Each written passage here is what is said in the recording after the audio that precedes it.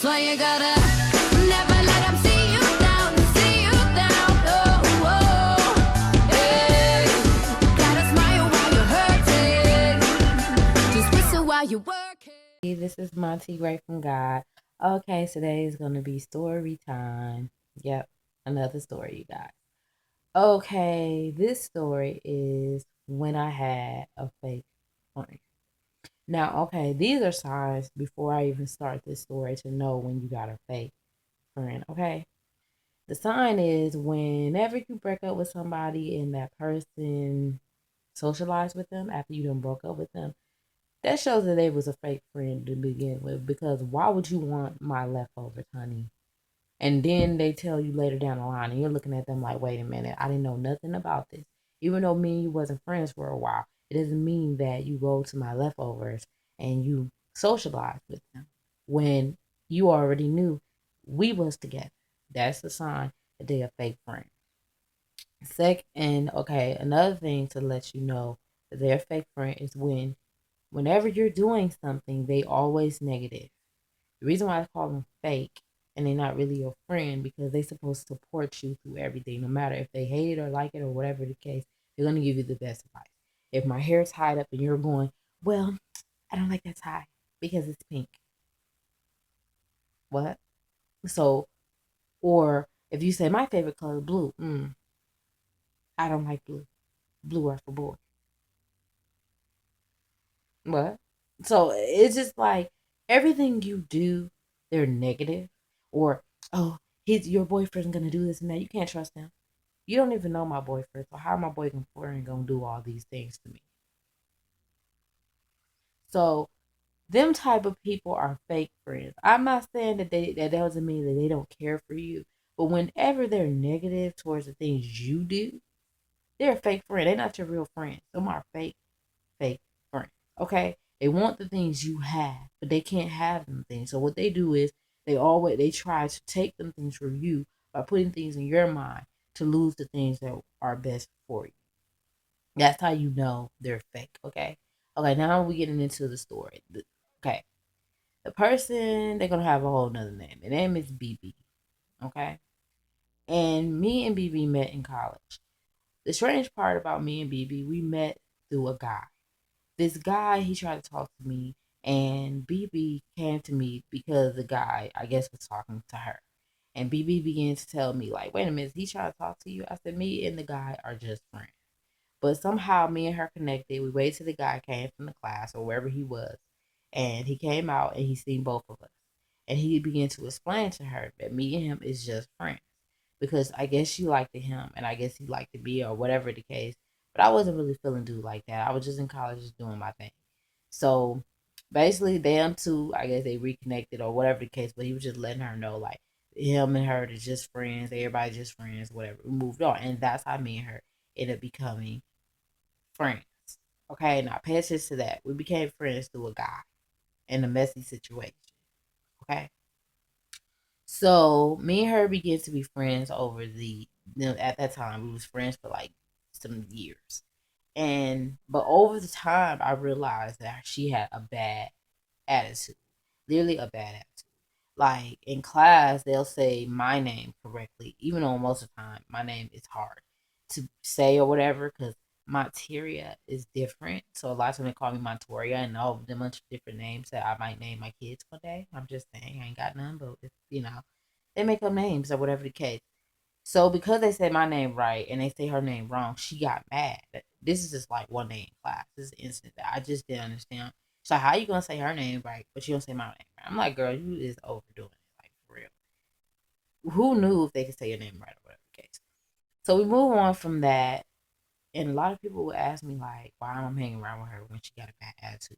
But I tell people all the time that it's not the attitude that make me hang around them. It's the story behind their attitude that keep me around because you don't know what somebody going through. Just because they got a bad attitude outside, it doesn't mean deep inside they don't have a heart. They even went through some things, so I understood them or whatever. So as we begin to grow as friends or whatever, I began to see certain sides of her that I just constantly couldn't handle at times. So that's what made our friendship go up and down. Like me and her, our friendship was off and on because like life goes on. I don't hang around her as much when she's negative because I told her like I don't like that negative vibe. So me and her end up stop being friends off and on because of her negative vibe at times, and we just couldn't connect. So I be in my relationships, I move on. Then years down the line, me and her reconnect somehow, and we did this for like years. I can't even count how many years we did this.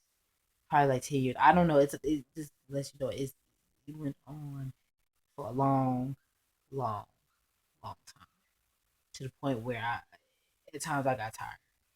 It was times where I would only talk to her during the weekend because I couldn't stand talking to her during the week because she used to get on my nerves. That's how bad her attitude was.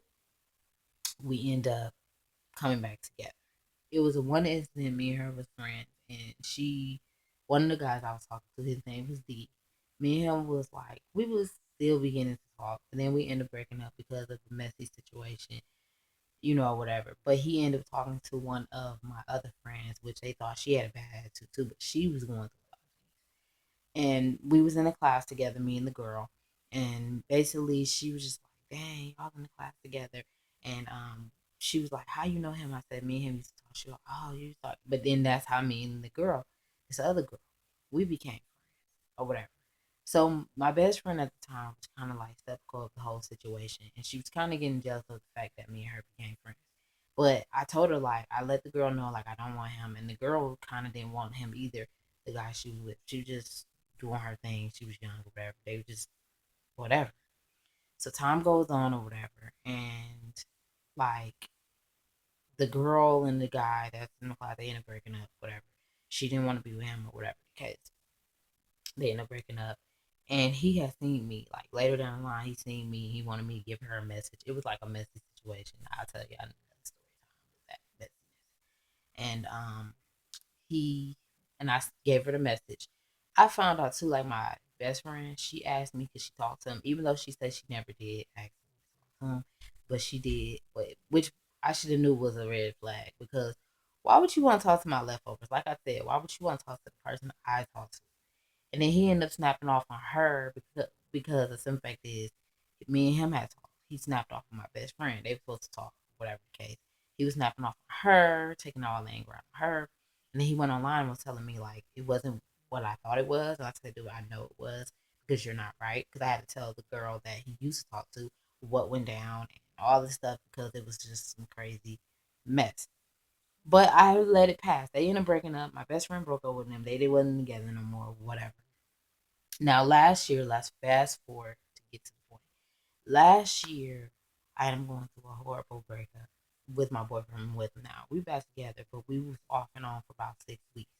Now, during that time, I was going to church. I was fasting, praying, just focusing on myself and just trying to get myself back to a good place so that I can get to where I felt I needed to be, even though me and my boyfriend was going through our storm or whatever. She was not there. She wasn't as supportive as I felt she should have been. She got in a new supposedly relationship. I supported her on that relationship. I was there for her.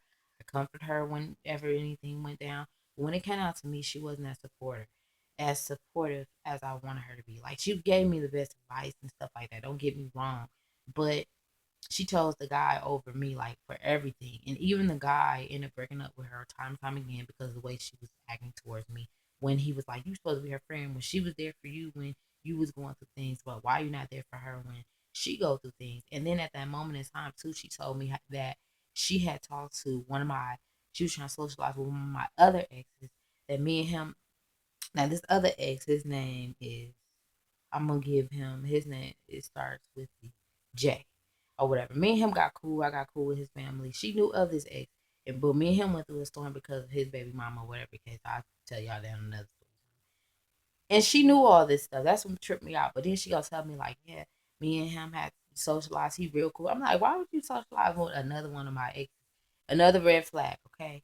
So and it threw me off because I'm like, why would you? I don't understand none of that stuff. Like why? And I never knew she socialized with him because, like I said, me and her was off and on throughout the years. But still, it was like, why would you socialize with my freaking ex? Why would you even try to be with my ex? This is the second time you did this. And yeah, I let it go because me and the person wasn't together no more. But me and him did go through some things, you know what I'm saying? So it wasn't like we had a perfect relationship.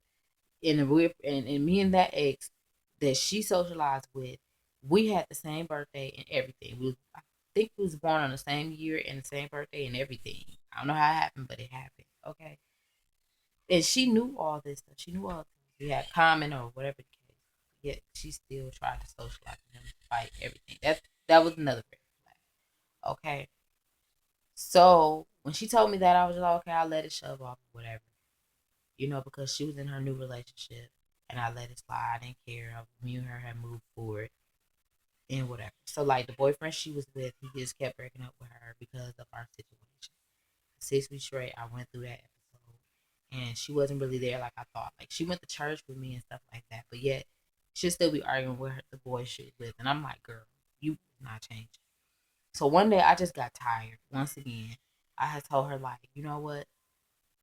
If you ain't finna get it together, if you not finna to um really be serious about church, then you don't need to go with me. So she basically just went off on me, went ham. Oh, I'm letting my boyfriend do this and that, and I'm, whatever, want mom. Her feelings of things began to come out, and I called her out her name, and I apologized to her about that because I shouldn't let her get me out my character. I could have just hung up and not let her get to me. And then I told her that we don't need to be friends. And mind you, me and her been friends for over, I believe, 10 something years. I'll say, off and on going through this. We've been friends for over that long, off and on being friends. And I should have paid attention to the signs. I never paid attention to it because I always feel sorry for people. And that's the issue with me. That now I'm starting to get more of a backbone. I don't feel sorry for people no more because I learned how some people are just selfish. They think about themselves. And I have to learn to just think about me and balance things out so that everything works itself out.